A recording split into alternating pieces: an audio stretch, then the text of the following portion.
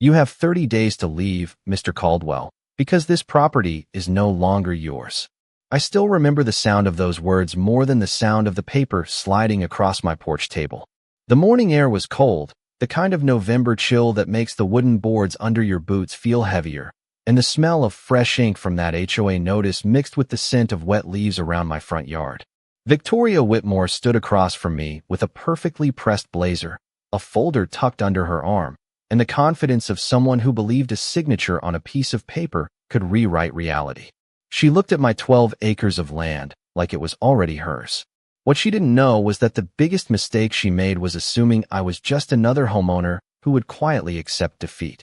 My name is Ethan Caldwell, and for most of my neighbors, I was simply the guy who fixed old fences, restored antique furniture, and spent Saturday mornings drinking coffee on my porch while watching the sunrise over the property my grandfather left me. They never saw anything unusual about me. I kept my life simple.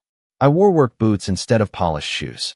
I drove an older Ford pickup instead of a luxury SUV. I preferred the smell of sawdust from my workshop to the perfume-filled meetings inside the HOA clubhouse. And that was exactly how I wanted it. Because sometimes the person everyone overlooks is the person who knows the most. My family bought this land decades before the neighborhood around us existed. I grew up hearing stories about my grandfather walking the property line with a worn leather notebook in his hand, measuring every corner and making sure everything was documented. He always told me one thing: land remembers who takes care of it. I carried that lesson my entire life. Then Victoria Whitmore became president of the Willow Creek Estates HOA. At first, she seemed like the kind of person who loved organization. Matching mailboxes, perfect lawns, clean sidewalks. But after a while, I noticed something different. Victoria wasn't protecting the neighborhood. She was expanding her control over it. She started sending letters about my fence, my driveway, even the way my property looked from the road. Every notice came in a thick envelope with official-looking stamps and carefully chosen words designed to make people nervous. Most neighbors paid the fines just to avoid the headache. I didn't. That bothered her. The first time Victoria visited my property, she stood near my gate and smiled like she was doing me a favor. She told me the HOA had plans for community improvement and that my land was the final piece they needed. I asked her to show me the documents. She changed the subject. I asked her about ownership records. She became colder. That was the moment I realized this was never about improving the neighborhood. It was about control. A week later, the notice arrived. The HOA claimed my property rights were being challenged. Victoria believed I would panic. She believed I would hire someone, sign whatever they put in front of me, and walk away. But she didn't know the secret I had kept hidden for years. She didn't know that before I ever became the quiet man on the porch, I spent my career studying every word, every clause, and every loophole in property law. And now, the woman trying to take my land had just handed me the first piece of evidence I needed. The morning after Victoria Whitmore left my porch, I walked out to the old oak tree at the edge of my property and placed my hand against the rough bark. The tree was older than most of the houses in Willow Creek Estates. Its roots had been there long before the streets were paved, before the stone entrance signs went up, and before anyone thought a neighborhood committee could decide what belonged to them. The wind moved through the branches with a low whisper, and for a moment, everything felt exactly like it did when I was a kid following my grandfather across this land. He taught me that ownership was not just about a name on a document. It was about responsibility. It was about knowing every corner of the place you called home. My grandfather spent decades protecting this property. He repaired fences with his own hands, maintained the small workshop behind the house, and kept every receipt, map, and document carefully organized. He was not a lawyer or a businessman. He was a man who believed preparation mattered. I inherited that same habit. I kept records. I saved documents. I paid attention to details most people ignored. That habit would become the reason Victoria made a mistake she could not fix. When I first moved back permanently, I expected a quiet life. After years of working long hours and traveling across the country, I wanted simple things. A cup of coffee on the porch, the sound of rain hitting the metal roof of my workshop, the smell of fresh cut wood while I worked on old furniture projects. My neighbors knew me as the quiet guy who waved every morning and helped when someone needed a hand. They did not know about my previous career. They did not know that for more than 20 years, I had worked as a real estate litigation attorney handling complex property disputes. I had spent my professional life reading contracts line by line, finding problems hidden inside carefully written words. But after retirement, I left that world behind. I put away the courtroom suits, packed up my old case files, and decided I wanted a different pace of life. I wanted peace, not arguments. Victoria misunderstood that silence. She thought because I was not fighting back immediately, I did not know how to fight. A few days after her visit, another envelope arrived. This one was thicker. The paper felt expensive between my fingers, and the official letterhead made it look more intimidating than it really was. Inside were pages of accusations claiming my property created concerns for the community. They mentioned appearance standards, access issues, and future development plans. Every sentence was written to sound reasonable. That was the trick. People rarely recognize a problem when it arrives wearing a professional suit. I read every page twice. Then I noticed something important. The documents were not just aggressive. They were careless. There were small inconsistencies, dates that did not match, references to rules that were never properly recorded, language that suggested someone was trying to create authority instead of proving they had it. I smiled for the first time since this started. Victoria believed she had sent me a warning. She had actually sent me information. And as I stood in my workshop surrounded by old tools, dusty files, and memories from another chapter of my life, I realized something. I did not need to reveal who I was yet. The best advantage is the one your opponent never sees coming. So I closed the folder, placed it on my desk, and waited. Because Victoria Whitmore was about to learn that patience was not weakness. Sometimes patience was the first step toward justice. Victoria Whitmore did not wait long to make her next move. 3 days after sending the first notice, I found a second envelope waiting in my mailbox. The sound of the metal door closing echoed through the quiet morning, and I could feel the weight of the paper before I even opened it. The air smelled like fresh rain and cedar from the trees along my driveway, but the peaceful feeling disappeared the moment I saw the HOA letterhead. Inside was a formal violation notice. This time, Victoria was not suggesting a conversation. She was building a case. She listed several complaints about my property, each one carefully written to sound official.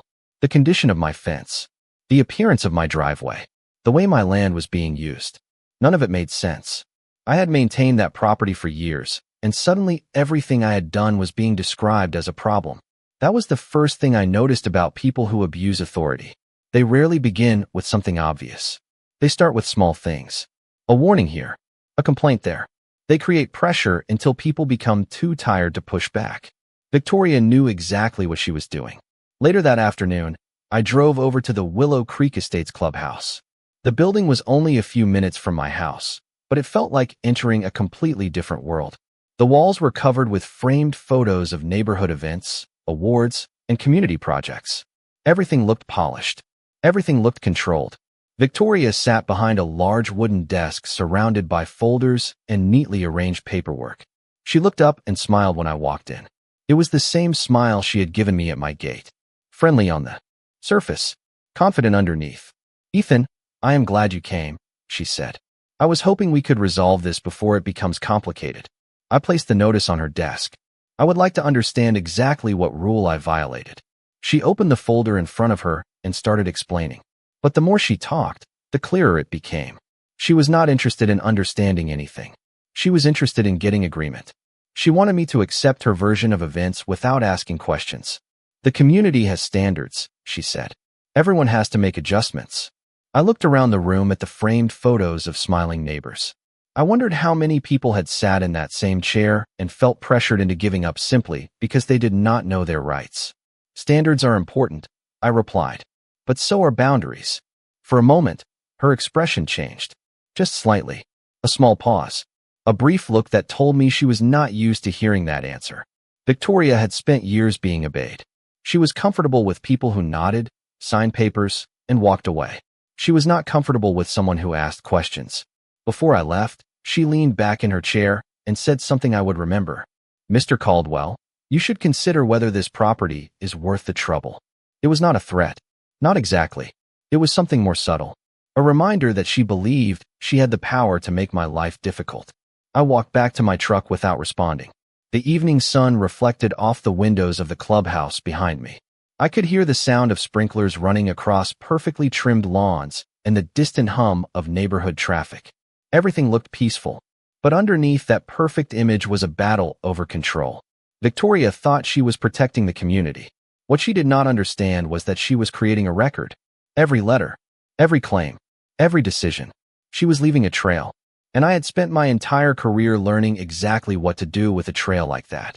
The week after my meeting with Victoria Whitmore, the quiet around my property started to feel different. It was not the peaceful silence I was used to.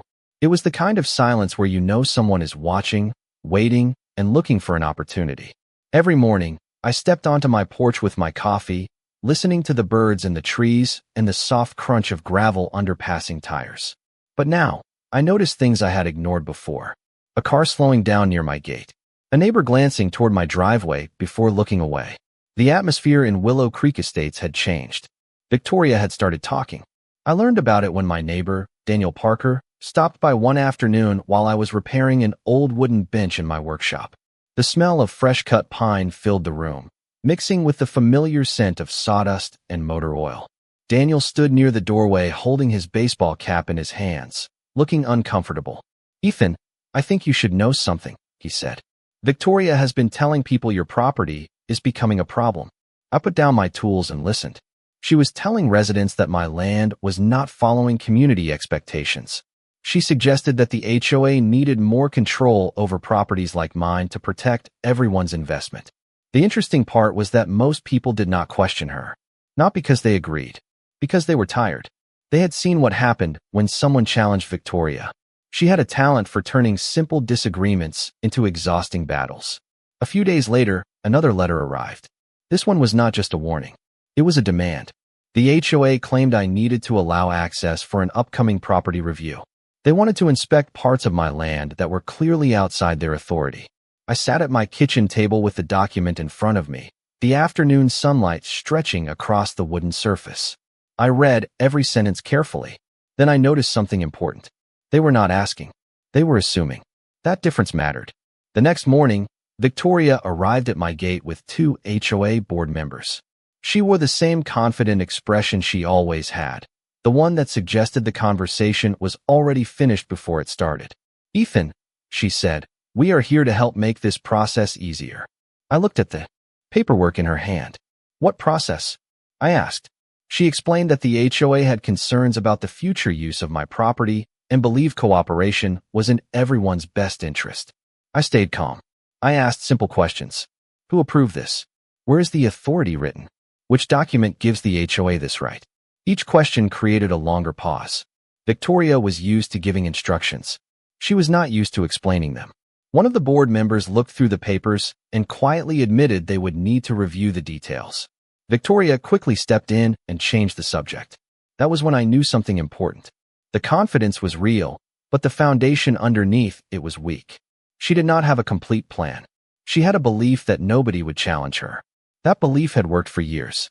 But now she had found someone who read every line, remembered every detail, and understood that paperwork was not about intimidation. It was about proof. That night, I returned to my office and opened an old filing cabinet I had not touched in years. Inside were documents from another chapter of my life. Case files, legal notes, property records. I ran my fingers across the folders and remembered why I kept them. Not because I wanted to fight again.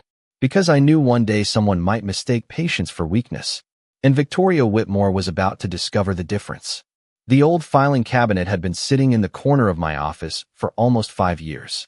Dust covered the metal surface, and the small brass handle felt colder than I remembered when I pulled it open. The room was quiet except for the soft hum of the ceiling fan and the ticking of the old clock hanging above my desk. Inside were memories from a life I had intentionally left behind. Stacks of legal documents. Handwritten notes. Copies of property records from cases I had handled across the country. I picked up the first folder and felt the familiar weight of the past. For decades, I had built my reputation by finding the details others missed. A single sentence in a contract. A missing signature.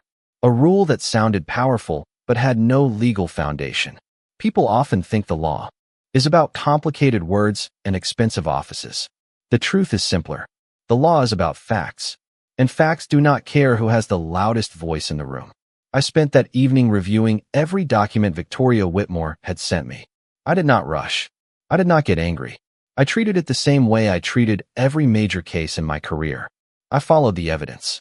The first problem appeared within an hour. The HOA claimed they had authority over certain areas of my property, but the documents they referenced did not match the official records. The language had been changed. Not dramatically, just enough that someone who was not paying attention might miss it. The second issue was even more interesting. Several recent decisions made by the HOA board had been approved without following the proper process. Meeting notices were incomplete. Records were missing. Votes were documented incorrectly. Small mistakes. But small mistakes become big problems when they involve authority over someone else's property. The next morning, I visited the county records office. The building smelled like old paper, coffee, and polished wood floors. The sound of printers running in the background reminded me of my early days as an attorney, when I spent countless hours searching through public records looking for the one piece of information that changed everything. I requested every document connected to Willow Creek Estates and my property. The clerk behind the counter brought out several folders. I thanked her and carried them to a quiet table near the window. For the next few hours, I read. I compared dates. I checked signatures. I followed the trail. And then I found something that made me stop. Victoria was not simply trying to enforce HOA rules. She was trying to create new authority that did not exist. The property review request, the access demands, the pressure campaign against my land. They were all connected to a larger plan. The HOA wanted control, but they needed homeowners to believe that control was already theirs. I closed the folder and looked out the window at the streets of Willow Creek Estates. Perfect lawns, identical mailboxes, quiet homes. From the outside, everything looked organized. But behind that perfect appearance was a system built on people assuming nobody would challenge it. Victoria had spent years relying on that assumption. She believed confidence was the same thing as power. But power without proof is only an illusion. That evening, I placed the documents on my desk and opened a clean notebook. I wrote one sentence at the top of the first page. Do not fight their confidence. Expose their mistakes. For the first time since this started, I allowed myself to smile. I was no longer just defending my property. I was preparing to show everyone exactly how Victoria Whitmore had built her entire argument on something that was never hers to control. The next morning, I woke up before sunrise. The house was quiet, and the only sound came from the old refrigerator humming in the kitchen and the soft tapping of tree branches against the window. I made my coffee the same way I always did, poured it into my worn ceramic mug, and walked into my office with a clear plan. For years, I had learned one important lesson from my legal career. The person who reacts first usually gives away the most information. I was not going to give Victoria Whitmore anything she could use. I was going to let her continue believing she was winning. My desk slowly disappeared under folders, property maps, and printed records. The smell of fresh paper filled the room as I organized every piece of evidence. I created a timeline of every interaction with Victoria and the HOA. The first warning letter, the property review request, the meeting at the clubhouse. Every detail had a place. Every document told part of the story. Then I started looking deeper into the history of Willow Creek Estates. That was when I found the connection Victoria hoped nobody would notice. The HOA board had recently approved a development proposal that would benefit a small group of homeowners, including several people close to Victoria. On its own, that was not unusual. Communities grow. People make investments. But the problem was how they were trying to make it happen. My property was not just a piece of land on a map. It was the missing piece in their plan. They needed access. They needed approval. They needed me to cooperate. And when I refused, they decided to create pressure instead. I sat back in my chair and looked at the documents spread across my desk. The irony was almost impossible to miss. Victoria had spent weeks trying to convince everyone that I was the problem. But the more I investigated, the more it became clear that she was the one leaving behind a trail of questions. Later that afternoon, I drove to the HOA clubhouse again. This time, I was not there to argue. I was there to observe. Through the glass doors, I could see Victoria sitting with the board members. They were reviewing paperwork and talking quietly. When she noticed me outside, she immediately walked over. "Ethan," she said, sounding surprised. "I did not expect to see you here." I smiled politely. I just wanted to ask a few questions. Her expression tightened slightly. Not much. Most people would have missed it. But I had spent years reading people during negotiations. Confidence is easy when you control the conversation. It becomes harder when someone starts asking questions you cannot answer. I asked about the development proposal. I asked about the approval process. I asked why certain records were incomplete. Each question created another pause. Victoria tried to redirect the conversation several times, but I stayed focused. I was not accusing her. I was collecting information. Before I left, she finally said, "You seem very interested in these matters for someone who claims he just wants a quiet life." I looked at her and gave the same calm answer I had given myself many times before. Wanting peace does not mean refusing to protect what is yours. I walked back to my truck and drove home as the sun started setting behind the trees. The orange light reflected across my windshield, and for the first time in weeks, I felt certain about what came next. Victoria still thought she was dealing with a homeowner. She had no idea she was already sitting across from someone who understood every move she was making. The next step was not about revealing my past. Not yet. The next step was making sure the truth was impossible for anyone to ignore. The following morning, I knew the waiting was over. Not because I was angry, not because I wanted revenge, but because I had reached the point where silence would only allow the wrong story to continue. I stood in my workshop with the early sunlight coming through the windows, watching tiny particles of sawdust floating in the air. The smell of cedar and old wood surrounded me, the same smell that had followed me through years of quiet mornings on my property. On the workbench in front of me were two things. An old family photograph of my grandfather standing near the original property marker, and a carefully organized folder containing every document I had collected over the past few weeks. One represented where I came from. The other represented what I had to do next. I prepared a formal response to the HOA. I did not write it like an angry homeowner. I wrote it like someone who understood the rules better than the people trying to enforce them. Every statement was supported by a document. Every concern was answered with a fact. I addressed the improper property claims, the unauthorized review requests, and the inconsistencies in their records. I did not mention my previous career. I did not reveal the years I spent inside courtrooms.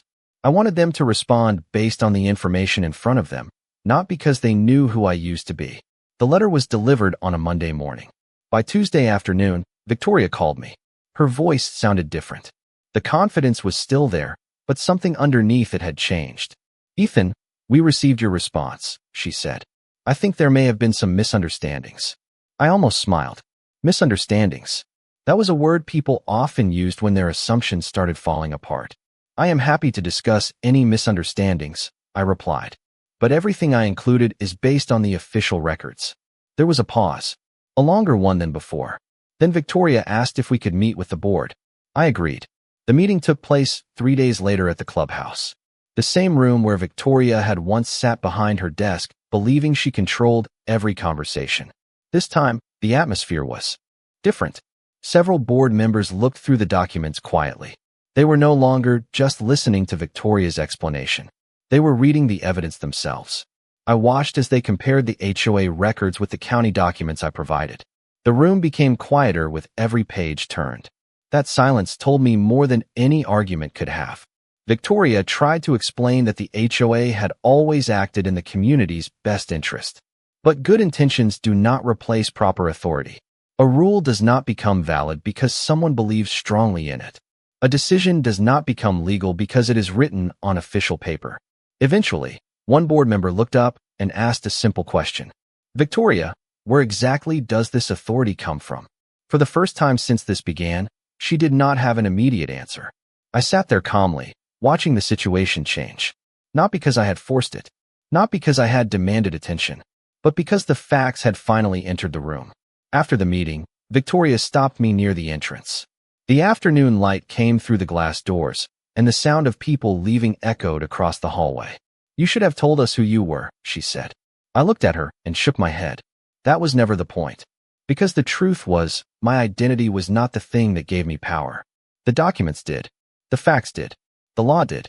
And Victoria Whitmore was finally beginning to understand that the person she underestimated was the one person who had been preparing for this moment from the very beginning.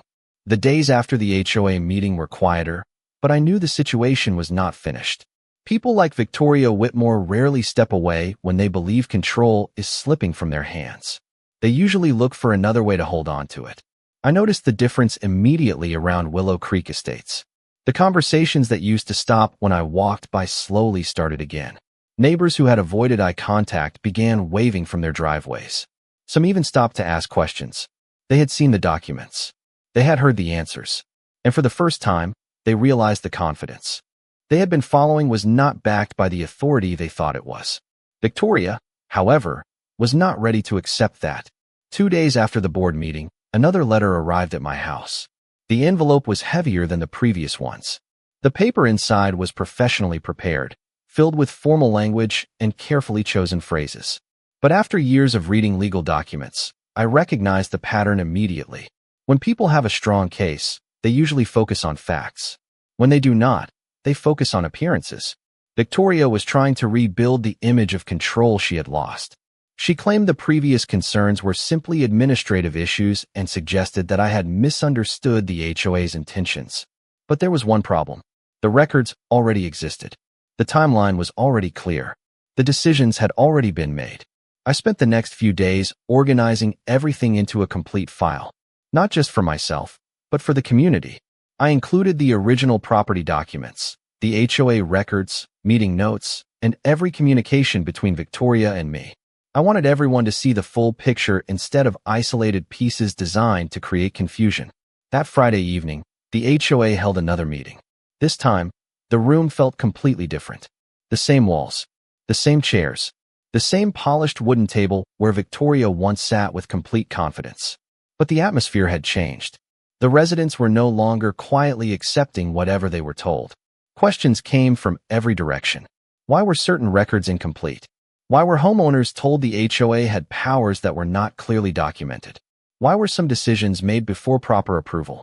Victoria tried to answer each question, but the room was no longer following her lead. The more she explained, the more details people noticed. That was the thing about the truth. It does not need to be forced. It simply needs enough space to be seen. Then came the moment I knew everything had changed.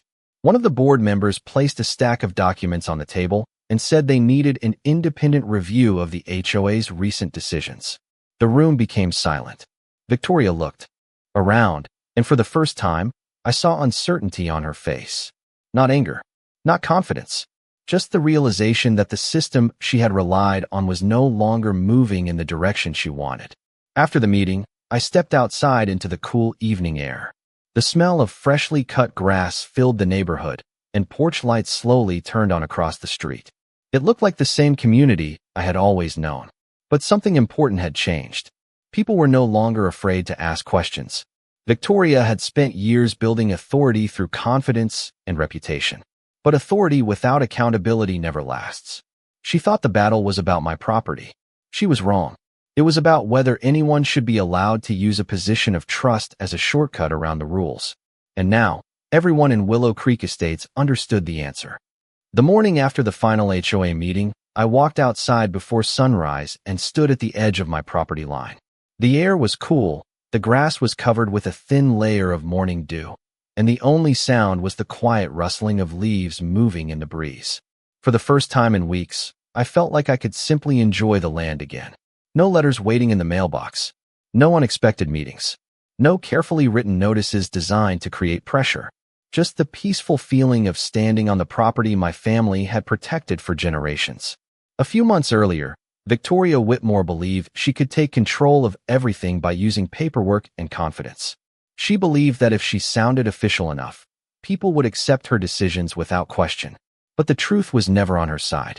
The final review of the HOA records revealed exactly what I suspected. Several decisions made under Victoria's leadership had not followed the proper procedures. The property claims were withdrawn. The access requests were canceled. The documents that once made neighbors nervous became the same documents that showed everyone what had really happened.